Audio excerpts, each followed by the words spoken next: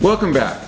We're here again with our favorite congressman, Dr. Paul Gosar, and we want to visit with him today about some spurious statements that have circulated on the World Wide Web, and we want to specifically address his commitment to the U.S. Constitution. Now, Paul, a couple of comments you made a week ago were taken out of context and put out as if you meant to say something negative about the power of the Constitution. Why don't you correct that image for our viewers? Well, what it was I was trying to tell people that just standing behind the Constitution is not enough, that we have to embroidery that, put our lives in front of it, and actually be part of the solution process. That's what our forefathers did. I believe in everything the Constitution stands for and have an outstanding record as a congressman in regards to how my application to the Constitution is actually supported.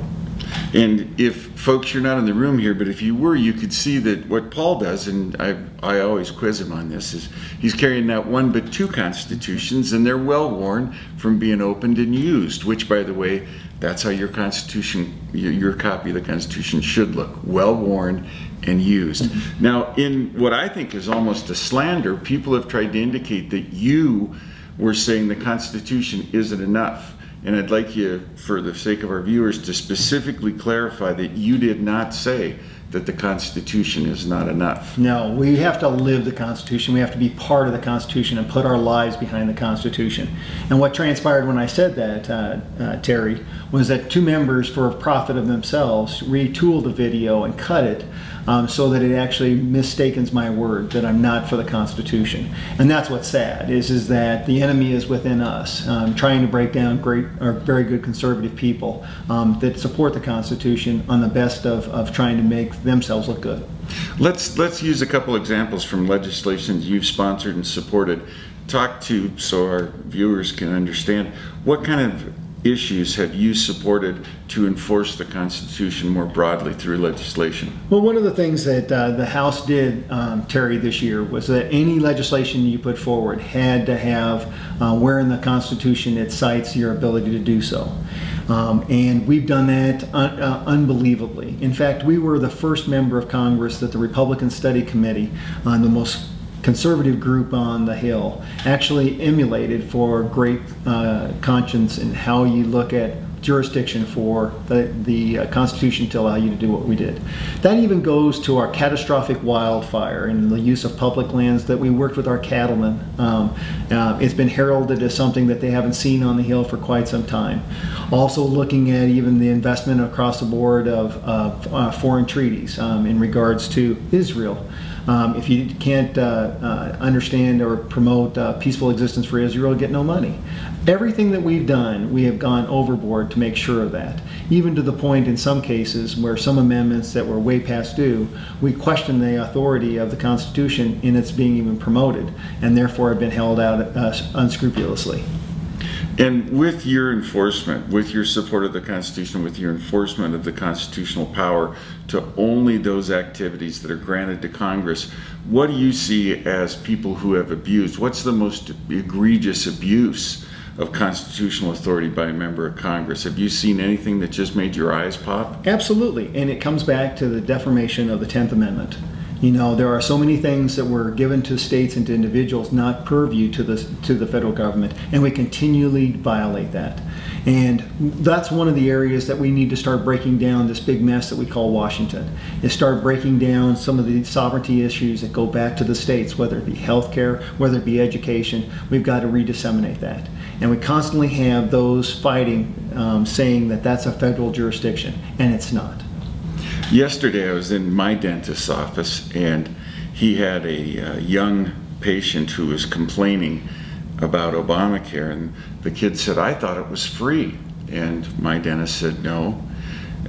Asked Professor Lovell." I said, "You know, it'll be a percentage of your income." I said, "For most families of four, it's going to be about $1,500 per person, $6,000 per family."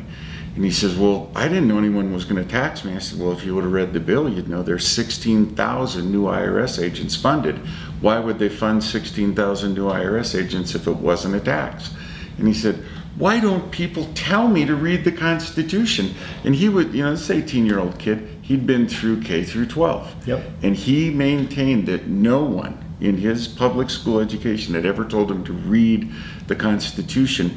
When you deal with other members of Congress, especially those in the Democrat Party, especially the left wing of the Democrat Party, do you find people who have never read the Constitution? Well, if they have, I don't know what they interpreted from it, because you can go to the well of the House floor and listen to numerous people on the other side, and you wonder where in the Constitution they actually get those privileges and powers. Because it's constantly over and over we see the Democrats on the other side being in violation of the Constitution over and over again. You know, this is such a wonderful country, and it was established on the frameworks of the Constitution, and that's what we took an oath to, is to defend and protect the Constitution. Not the people, but the Constitution. And we need to get back to that. And I think it's important to stress this. If you are a nation of laws, and the primary law is the Constitution, when the winds of injustice blow, those laws and the Constitution are just like trees in the forest. If you cut down those trees, borrowing from Death in the Abbey, what will you do when the winds of injustice blow? There's nowhere to hide from that evil wind that always blows in human history. The Constitution, as the Greek mothers used to say, you want to come back carrying your shield on your back in victory or being carried on your shield. The Constitution is our shield, but as you said, it's not enough to have a shield. You've got to use it properly. And live it. And evil prevails when good men do nothing. And that's why we have to get back to that. And you're seeing that very aspect. You see a constitutional attorney in our president. You see our attorney general defying every basis in which this Constitution is founded. How do we have to handle that? As a House, we have been exhausted in regards to looking at that. It's a slow and arduous process in trying to hold those accountable. But that's what everybody in our Constitution or our framers put together, was that we as the voters must hold them accountable. Too long we have not held government accountable. And that's what we have to do. Hearken, hearken, the first Tuesday in November. We've got to make a difference. As a constitutional representative republic, it is important to remember that the reason democracies fail and the reason that we're not a pure democracy is because at some point in every democracy, a majority of the people figure out they can vote themselves other people's money. And I think that's at the heart of many of the issues we have right now with the current administration. As the great Maggie Thatcher used to say, the problem with socialism is sooner or later you run out of other people's money. The Constitution is our absolute shield against giving away other people's money for no reason other than having 50% plus one vote. Absolutely, and that's why you see this president, when his health care bill was held up as constitutional as a tax, running from the tax. This isn't just one tax, this is 21 taxes. This is going to hit every aspect. This wasn't about health care, this was about a revenue stream of 1/6 of our gross domestic product. That's the overtake of this country. Our liberties and freedoms don't come free. That's what the thing that we ought to be teaching our kids, is that they're founded solely in this Constitution. It's a nation under God.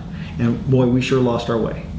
You know, the Constitution, when I teach legal environment and business, I always start every class by saying the U.S. Constitution is written in the blood of American patriots. And I would remind all our viewers that that's what's being defiled. It's not a question of whether 5 robed people disagreed with me or with you. It's a question of whether they were true and faithful to the men who died, the men and women who died to defend that document. Absolutely. And when you look at the circumstances we find ourselves, Terry, you know, this is not a Democratic issue. This is not a Republican issue nor an independent issue. This is an American problem. We have strayed from our roots, and now we've got to get back to them. The time is ticked, and now we're coming up to that last hour.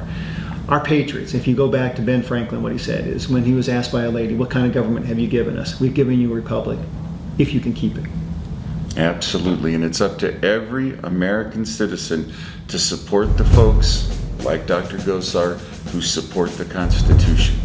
God bless you. God bless the United States.